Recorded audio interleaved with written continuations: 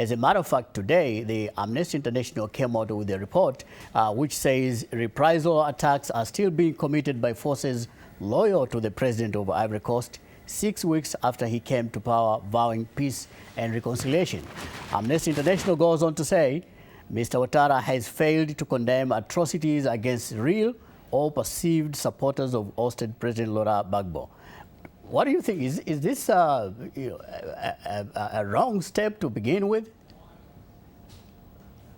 Necessarily, it's not a wrong step, but the trouble is that I'm certain that there are rogue elements amid Ouattara forces. Now they're not now that they are now formally recognized as the regular army. I'm certain that there have been atrocities committed on both sides, but now it's too early to say whether these atrocities will be dealt with in the most appropriate way. But the challenge to Mr. Ouattara as a president in the Ivory Coast is to bring to books whoever has been charged and proven guilty of any crimes whatsoever, wherever they are from. They should be brought to book, and in my view, that will determine the success or otherwise of his presidency. Because the Ivory Coast, we all know that atrocities have been committed since at least 2002. So if he is, as my compatriot says, if he is sincere that both sides should be dealt with equally in the most strongest manner to send a signal that impunity will not be tolerated wherever you are, because every Ivorian should be equal before the law. Nyaka, and if he does that... Thank you, Anzman. Nyaka, do you have the same opinion? Yeah, I'm glad that Diabate, I know it was a very complicated, it was a balancing act. I saw that he was trying to, to condemn Alassane Ouattara, but at the same time, he made an effort of honesty. Yes, Amnesty International said it, and we're still waiting on Human Rights Watch and all those humanitarian organizations that were talking about Gbagbo's crimes every day.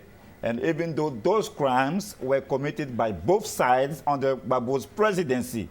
So today, the majority of the leadership of Gbagbo's political party is in prison right now in the country.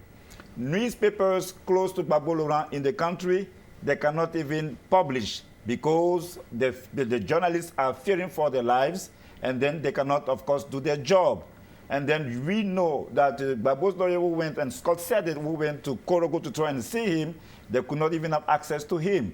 So this is the reality on the ground. And every day when we talk to people, I hear people leaving the country because they think that the worst is coming. And why is that? Is it because the judicial system won't be cannot handle this? Do you think, let me finish the question. Yes. Do you think this is caused by lack of effort by the new government? It's a lack of political will. Because you know what, today I'm here on in the studio, and I'm talking about Gbagbo's crimes a little bit, because he's no longer in power, and I'm talking about Alassane Ouattara's crimes, and yesterday I was doing the same thing. But all those humanitarian organizations that were making noise, we don't hear them anymore. And Amnesty International just reported what you just read. And America, which is supposed to be the nation of democracy, signed for that kind of political system under Alassane Ouattara. So we want to see Obama, Hillary Clinton, and all those people who were talking about democracy say, hey, Alassane Ouattara, please, make sure that, people, stop the killing and stop the looting. But while they're doing that... May I intervene on that? Yes. I intervene on that? Go ahead, Mr. Diabate. Now, I'm not trying to do a balancing act. As an honest and impartial observer of the political life in the Ivory Coast and as a national of the Ivory Coast, here is what I see. Now, it's too, we can't accuse Alassane Ouattara for anything now. It's too early. How long has he been in power? People are dying every day. Let us give him time. Let him finish. Let him talk. You heard, I've been told, here in London, Every day I hear stories about people leaving the country, people fearing for their lives because there are reprisals. Now, I have no reasons whatsoever to doubt their account of the events. However, I need to know, I need to see evidence of reprisals. I need to see when my compatriot says that Amnesty International it says something. Yes, I just said that as well. Now, America, is accusing, almost accusing America for not doing anything while Alassane Ouattara troops are committing atrocities. Well, the man has been in power for how long? And as he perfectly knows, the administration is in ruin.